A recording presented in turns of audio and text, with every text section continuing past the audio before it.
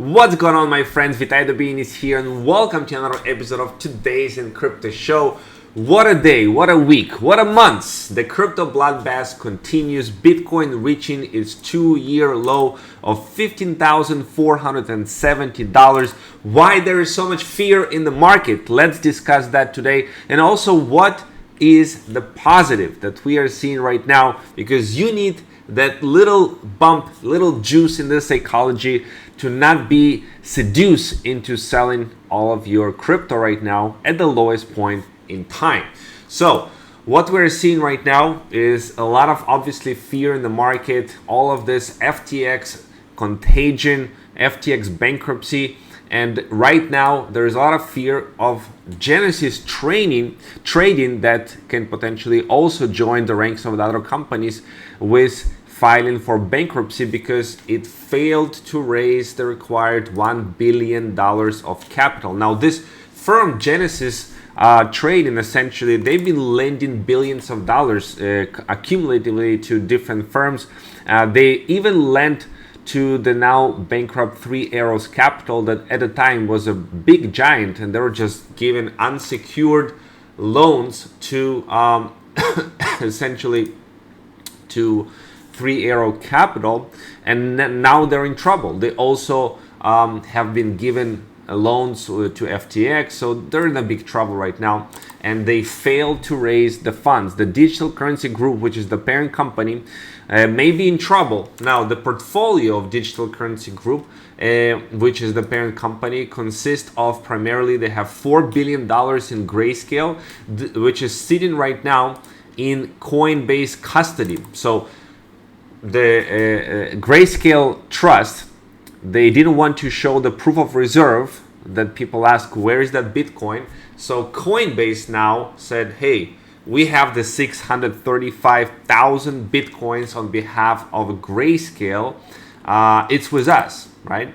So this Bitcoin is essentially, it cannot be touched by Coinbase, it cannot be touched by Grayscale, or it will be in violation. But fears in the market that they might need to, because Genesis is in trouble, and they hold this Luno 1.5 billion. I don't know how much of that is right now, but yeah, Grayscale Trust may be in trouble. That's the fear, that they're going to start selling that Bitcoin, creating even more selling pressure because Digital Currency Group cannot find the investors. Yeah, they didn't find investors. Will Bitcoin and the whole crypto market implode? So that's what's happening right now. And on top of that, we have the hacker of FTX that still has $226 million in Ethereum in today's price. They can dump it at any moment. Maybe they are opening some fat short positions before they sell in Ethereum, so they make few more million on the dump.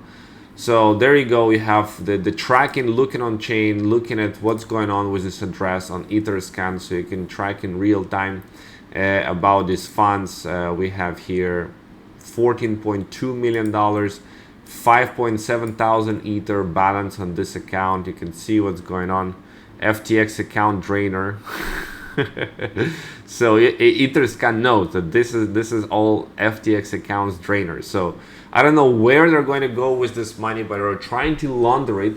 They're trying to launder it in any way they can possibly can.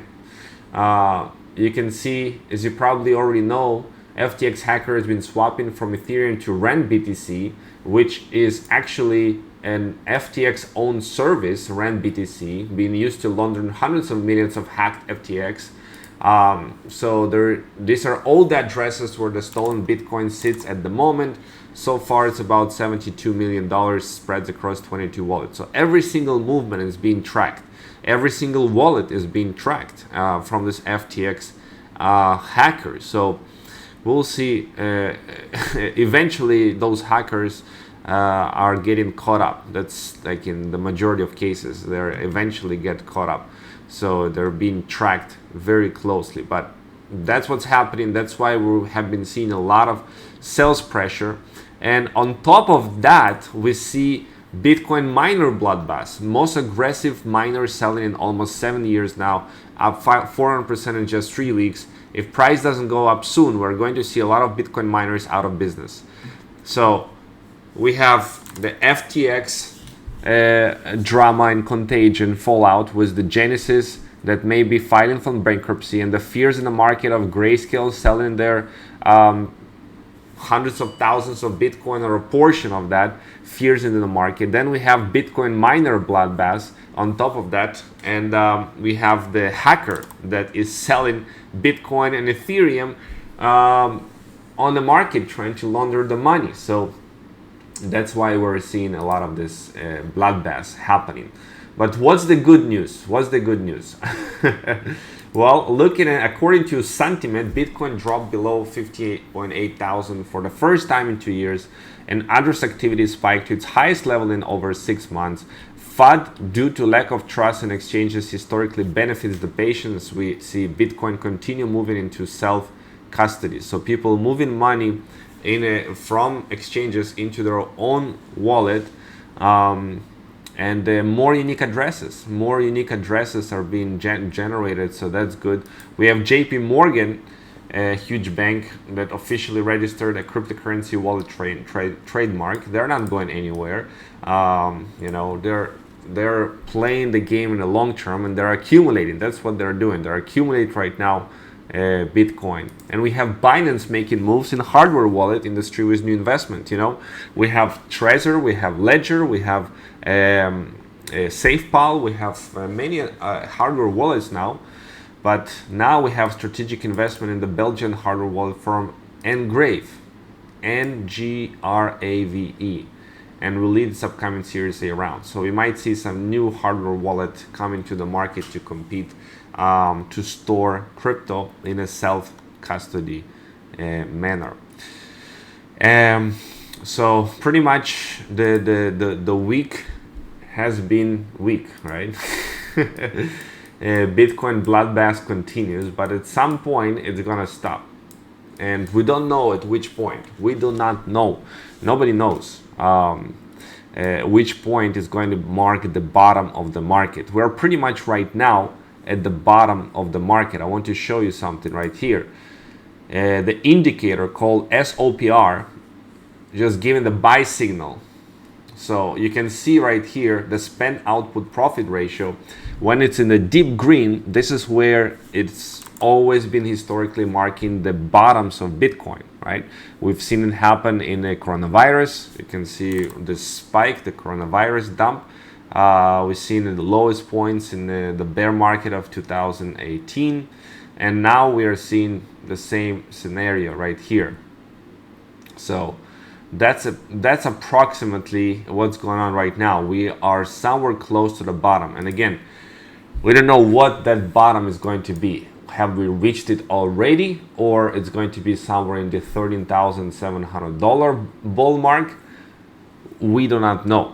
And people can speculate all day long. But it will be pretty wise for you at this stage to get into the cryptocurrency market and grab some cheap Bitcoins, grab some cheap Ethereums, and other projects, because we don't know what will be the bottom.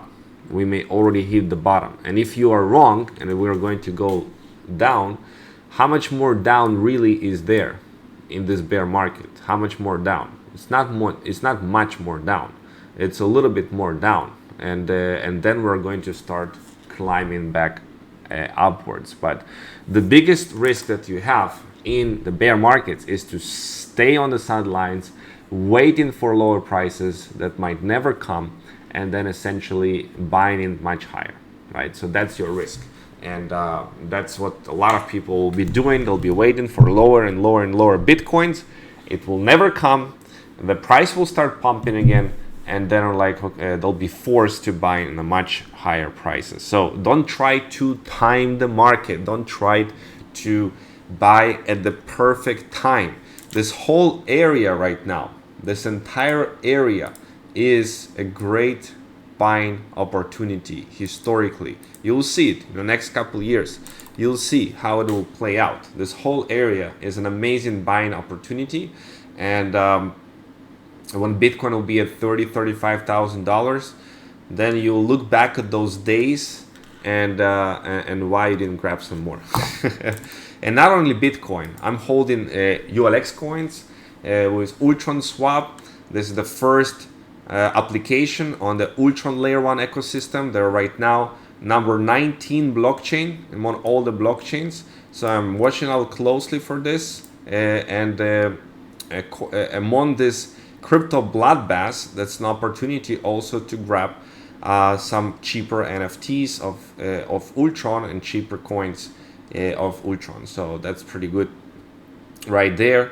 Not a financial advice, but that's what I'm personally doing with my finances, and I'm betting big on this blockchain being big in the next few years. All right, so that's what I want to share with you today. I hope you are surviving the crash and you're looking from it from a standpoint of everything just got much cheaper, and you've been managing your money wisely. Then you would take advantage of these opportunities right now to grab this crypto cheap. So let's get it, and I'll see you guys in the next episode of Today in Crypto Show.